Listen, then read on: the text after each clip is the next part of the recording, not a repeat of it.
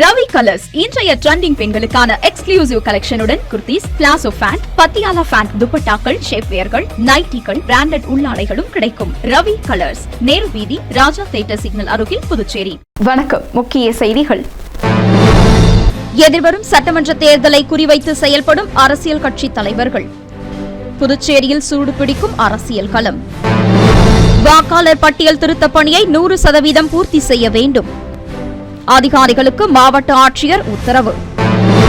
தேசிய அளவிலான சிறந்த காவல் நிலைய பட்டியல் 8ஆம் இடம் பிடித்தது பாகூர்.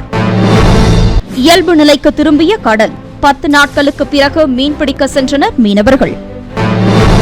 இனி விரிவான செய்திகள். எதிர்வரும் சட்டமன்ற தேர்தலை குறிவைத்து முதலமைச்சர் ரங்கசாமி அதிரடி முடிவுகளை எடுக்க உள்ளதாக எழுந்துள்ள தகவல்கள் அரசியல் வட்டாரத்தில் பெரும் பரபரப்பை ஏற்படுத்தியுள்ளது. கடந்த சட்டசபை தேர்தலில் என்ஆர் காங்கிரஸ், பாரதிய ஜனதா கட்சி, அண்ணா திராவிட முன்னேற்றக் கழகம் ஆகிய கட்சிகள் கூட்டணி அமைத்து போட்டியிட்டனர். இதில் என்ஆர் காங்கிரஸ் 10 இடங்களிலும், பாஜக 6 இடங்களிலும் வெற்றி பெற்றது. இதையடுத்து பெரும்பான்மை பலத்துடன் என்ஆர் காங்கிரஸ், பாரதிய ஜனதா கூட்டணி ஆட்சி அமைத்துள்ளது. இந்நிலையில் கடந்த 5 ஆண்டுகளில் இரு கட்சிகளிடையே பலமுறை உரசல் எழுந்தாலும் மத்தியில் ஆளும் பாஜக அரசு பக்கபலமாக இருப்பதால் புதுச்சேரியில் நலத்திட்டங்கள் உள்ளிட்ட அனைத்து திட்டங்களும் தடையின்றி செயல்படுத்தப்பட்டு வருகிறது. அரசு துறைகளில் 3500க்கும் அதிகமானோருக்கு இதுவரை வேலை வழங்கப்பட்டுள்ள நிலையில் சட்டசபை தேர்தல் நெருங்கிய நிலையில் தேர்தலுக்கு விரல் விட்டு எண்ணக்கூடிய சில மாதங்களே உள்ளதால் கடந்த தேர்தலைப் போலவே என்ஆர் காங்கிரஸ் கட்சியுடன் கூட்டணி தொடரும் என்று பாஜக நம்பிக்கையுடன் காத்திருக்கிறது. ஆனால் என்ஆர் காங்கிரஸ் கட்சியின் தலைவரான ரங்கசாமி பாரதிய ஜனதாவை கழட்டிவிட்டு தமிழக வெற்றிக் கழகத்துடன் கைகோர்க்க திட்டமிட்டுள்ளதாக தகவல்கள் வெளியாகியுள்ளது. இதற்கு முன்னோட்டமாக தமிழக வெற்றிக் கழக தலைவர் விஜய் பங்கேற்கும் ரோட் ஷோ புதுச்சேரியில் நடத்தப்பட உள்ளது. வரும் 5ஆம் தேதியன்று ரோட் ஷோவை நடத்துவதற்கு முடிவு செய்து அவசரமாக அனுமதி கேட்டு காவல்துறையினரிடம் தமிழக வெற்றிக் கழக நிர்வாகிகள் கடிதம் அளித்துள்ளனர். புதுச்சேரியில் விஜயின் ரோட் ஷோவிற்கு காவல்துறை உயர் அதிகாரிகள் அனுமதி மறுத்தாலும் மைதானத்தில் விஜய் பங்கேற்று பிரச்சார பொதுக்கூட்டம் நல்ல முறையில் நடப்பதற்கு ஆயிரக்கணக்கான தொண்டர்கள் திரண்டு வருவதற்கும் முதலமைச்சர் ரங்கசாமி உறுதுணையாக உள்ளதாகவும் தகவல்கள் வெளியாகியுள்ளது. பாரதிய ஜனதாவை கடுமையாக விமர்சனம் செய்யும் விஜயுடன் ரங்கசாமி காட்டும் நெருக்கம் அரசியல் வட்டாரத்தில் அதிர்வலைகளை எழுப்பி வரும் நிலையில் பாரதிய ஜனதாவுடன் கூட்டணியை தொடர முதலமைச்சர் ரங்கசாமி விரும்பவில்லை என்றும் கூட்டணியை முறித்துக் கொண்டு தமிழக வெற்றிக் கழகத்துடன் கூட்டணி அமைக்க முடிவு செய்துள்ளதாகவும் பாரதிய ஜனதா கட்சியினரிடையே பெரும் சலசலப்பை ஏற்படுத்தியுள்ளது. மேலும் அவர்கள் பாரதிய ஜனதா மீது ஒட்டுமொத்த பழியையும் போட்டுவிட்டு அனைத்து திட்டங்களையும் தானே செயல்படுத்தியதாக மக்களிடம் முதலமைச்சர் ரங்கசாமி பிரச்சாரம் செய்வார் என்றும் அவர்கள் குற்றம் சாட்டி வருகின்றனர். புதுச்சேரிக்கு நிதி உதவி கேட்டோ திட்டங்களை கேட்டோ பிரதமர் மற்றும் மத்திய அமைச்சர்களை சந்திக்கவும் இல்லை. இருந்தபோதும் அனைத்து பழியையும் பாஜக மீது போட்டுவிட்டு தமிழக வெற்றிக் கழகத்துடன் கைகோர்க்க முதலமைச்சர் ரங்கசாமி முடிவு செய்துள்ளது கண்டிக்கத்தக்கது என்றும் இதுபோலே கடைசி நேரத்தில் கழற்றி விடுவது முதலமைச்சர் ரங்கசாமிக்கு ஒன்றும் புதிதில்லை என்றும் பாரதிய ஜனதா கட்சியினர் குற்றம் சாட்டி வருகின்றனர். புதுச்சேரியில் தேர்தல் நேரத்தில் பெரும்பாலான பூத்களில் உட்காருவதற்கு கூட பாஜகவிற்கு ஆள் இல்லை என்றும் கூட்டணியில் இருந்து பாரதிய ஜனதாவை என்ஆர் காங்கிரஸ் கை கழுவிவிட்டால் புதுச்சேரியில் பாஜக நடுரோட்டில்தான் நிற்கும் என்றும் இது புதுச்சேரி பாரதிய ஜனதா மேலிட பொறுப்பாளர்களுக்கு புரியவில்லை என்றும் ஒரு பக்கம் பேசப்பட்டு வருகிறது. புதுச்சேரியில் என்ஆர் காங்கிரஸ், பாரதிய ஜனதா கட்சி கூட்டணி தொடருமா என்றும் காங்கிரசின் நிலைப்பாடு என்ன என்றும் இதர கட்சிகள் யாருடன் கூட்டணி அமைப்பார்கள் என்றும் எதிர்வரும் சட்டமன்ற தேர்தல் குறிவைத்து முதலமைச்சர் ரங்கசாமியின் நிலைப்பாடு என்ன என்பது குறித்தும் அரசியல் ஆர்வலர்கள் பல்வேறு கருத்துக்களை தெரிவித்து வரும் நிலையில் எதிர்வரும் சட்டமன்ற தேர்தலை குறிவைத்து பல்வேறு அரசியல் கட்சியினரும் தங்களது களப்பணியில் ஈடுபட்டு வருவது ஒருபுறம், புதுச்சேரியில் புதிதாக பலரும் சட்டமன்ற தேர்தலை சந்திக்க தீவிர ஈடுபாடு காட்டி வருவது ஒருபுறம் என்று எதிர்வரும் சட்டமன்ற தேர்தலை குறிவைத்து புதுச்சேரி அரசியல் களம் சூடு பிடிக்க துவங்கியுள்ளது. புதுச்சேரியில் வாக்காளர் பட்டியல் திருத்த பணியை 100% பூர்த்தி செய்ய வேண்டும் என்று மாவட்ட ஆட்சியர் அதிகாரிகளுக்கு உத்தரவிட்டுள்ளார்.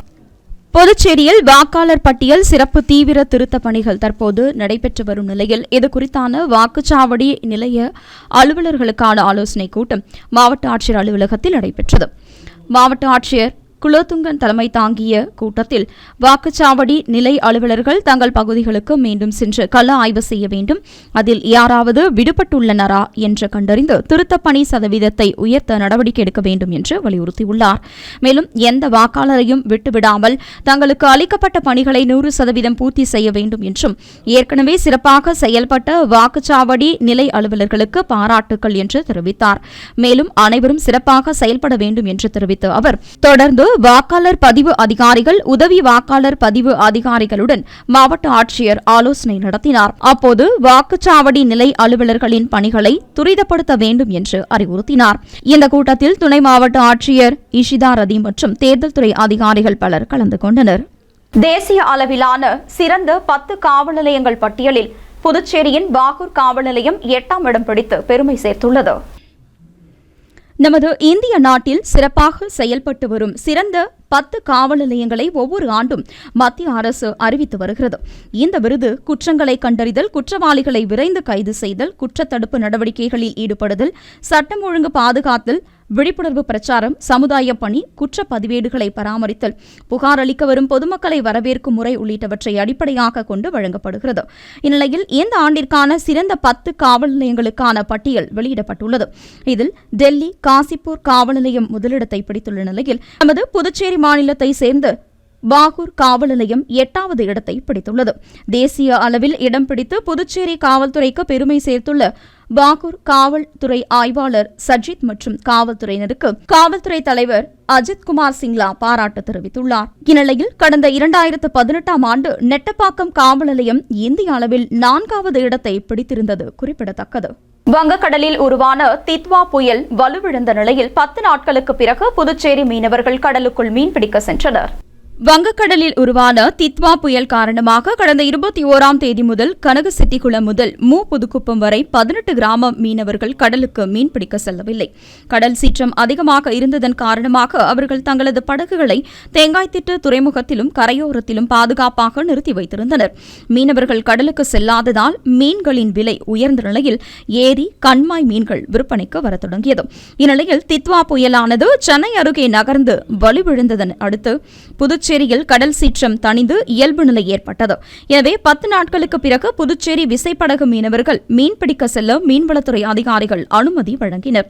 இந்நிலையில் தேங்காய்த்திட்டு துறைமுக பகுதியில் இருந்து 50க்கும் மேற்பட்ட விசைப்படகுகளில் சுமார் 250க்கும் மேற்பட்ட மீனவர்கள் உற்சாகமாக கடலுக்கு மீன்பிடிக்க புறப்பட்டு சென்றனர்.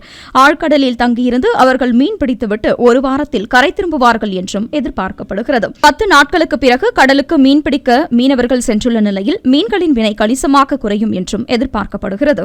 தித்வா புயல் தாழ்வு பகுதியாக கடல் பகுதியில் வலுவிழந்ததால் புதுச்சேரி, காரைக்காலில் கனமழை பெய்யக்கூடும் என்று வானிலை ஆய்வு மையம் அறிவித்துள்ளது. வங்கக்கடலில் உருவான தித்வா புயல் கடலோர பகுதிகள் வழியாக கடந்து மழை பெய்த நிலையில் நவம்பர் 29ஆம் தேதி தமிழக பகுதிக்குள் நுழைந்து மழையை பொழிய தொடங்கியது. புயலின் மைய பகுதிக்குள் திடீரென நுழைந்த வறண்ட காற்று ஊடுருவலால் ஓரளவுக்கு மழை பெய்த நிலையில் வட மாவட்டங்களில் இந்த புயல் பெரிய ஏமாற்றத்தை கடந்த மாதம் 30ஆம் தேதி அளித்தது. அதி கனமழை வரை பெய்யக்கூடும் என்று கணிக்கப்பட்ட நிலையில் வறண்ட காற்றின் ஊடுருவலால் மழை பொய்த்து போனது. மேலும் தித்வா புயலும் செயலற்ற நிலையில் சென்னைக்கு அருகே வலுவிழக்கவும் தொடங்கியது. சென்னை கடலோர பகுதிகளில் தீவிர காற்றழுத்த தாழ்வு மண்டலமாக தஞ்சம் அடைந்திருந்த தித்வா புயல் மேற்கத்திய தாழ்வு நிலையில் இருந்து இமயமலையில் இருந்து ஈரப்பதத்துடன் கூடிய காற்றை ஈர்த்து வலுவான மேகக்கூட்டங்களை உருவாக்க தொடங்கியது. இந்நிலையில் டிசம்பர் 1ஆம் தேதி காலையிலிருந்து மழை மீண்டும் பொழிய தொடங்கியது. தித்வா புயல் வலுவிழந்த நிலையிலும் தீவிர காற்றழுத்த தாழ்வு மண்டலம் காரணமாக 18 மணி நேரத்திற்கும் மேலாக நிலை கொண்டு மழையை கொட்டியது. இதனால் பல்வேறு பகுதிகளில் மழை நீர் தேங்கி வெள்ளக்காடாக காட்சியளிக்கிறது. இந்த தாழ்வு மண்டலமானது மேலும் வலுவிழந்த நிலையில் வட மாவட்டங்களில் மழையை கொடுத்தபடியே இருந்தது. பின்னர் சென்னையொட்டிய கடல் பகுதியிலேயே தீவிர காற்றழுத்த தாழ்வு பகுதியாகவும் வலு குறைந்து போனது. இந்நிலையில் டிசம்பர் 3ஆம் தேதி புதன்கிழமை தமிழ்நாட்டில் அநேக இடங்களிலும் புதுச்சேரி, காரைக்கால் பகுதிகளில் இடி மின்னலுடன் மிதமான மழையும் பெய்யக்கூடும் என்று வானிலை ஆய்வு மையம் தகவல் தெரிவித்துள்ளது. புதுச்சேரியில் கனமழை எதிரொலியாக பள்ளிகளுக்கு விடுமுறை அளிக்கப்படுவதாக பள்ளிக்கல்வித்துறை அமைச்சர் தெரிவித்துள்ளார். வங்கக்கடலில் உருவான தித்வா புயல் காரணமாக தமிழகம் மற்றும் புதுச்சேரியில் கடந்த 2 நாட்களாக கனமழை பெய்து வருகிறது. இந்நிலையில் புயல் வலுவிழந்து தாழ்வு மண்டலமாக உருமாறிய நிலையில் புதுச்சேரியில் வானம் மேகமூட்டத்துடன் காணப்பட்டது. அவ்வப்போது விட்டுவிட்டு மழை தூறிய நிலையில் டிசம்பர் 2ஆம் தேதி இரவு 9 மணி அளவில் இருந்து சுமார் 1 மணி நேரம் பரவலாக மழை பெய்தது. பின்னர் விட்டுவிட்டு மழை பெய்து கொண்டே இருந்த நிலையில் தாழ்வான பகுதிகளில் தண்ணீர் தேங்கியது. இதற்கிடையே டிசம்பர் 3ஆம் தேதியும் புதுச்சேரியில் கனமழை பெய்யும் என்று வானிலை ஆய்வு மையம் எச்சரிக்கை விடுத்துள்ள நிலையில் புதுச்சேரியில் உள்ள அனைத்து அரசு உதவி பெறும் பள்ளிகள் மற்றும் தனியார் பள்ளிகளுக்கு மட்டும் விடுமுறை அளிக்கப்படுவதாக புதுச்சேரி பள்ளிக் கல்வித்துறை அமைச்சர் நமச்சிவாயம் தெரிவித்துள்ளார். புதுச்சேரியில் போலி மருந்து தயாரிப்பு நிறுவனங்களை அகற்றிட வலியுறுத்தி ஜேசிஎம் மக்கள் மன்றம் சார்பில் போராட்டம் நடைபெற்றது.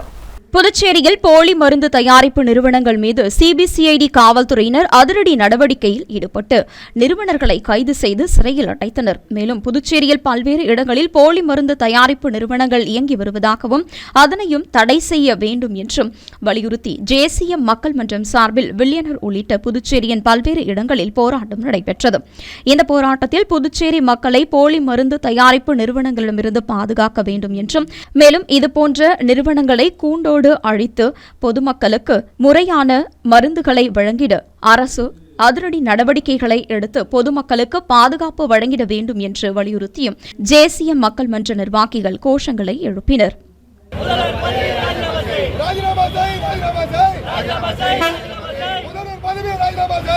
இனி வருவது புதுவையில் இன்றைய தங்கம் மற்றும் வெள்ளி விலை நிலவரம். இன்றைய தங்கம் வெள்ளி விலை விவரம். புதுவையில் இன்றைய தங்கம் வெள்ளி விலை விவரம் வழங்குபவர்கள் முத்து கோல்ட் ஹவுஸ், பாண்டிச்சேரி. தங்கம் 1 கிராம் 11,970 ரூபாய். இன்றைய தங்கம் வெள்ளி விலை விவரம்.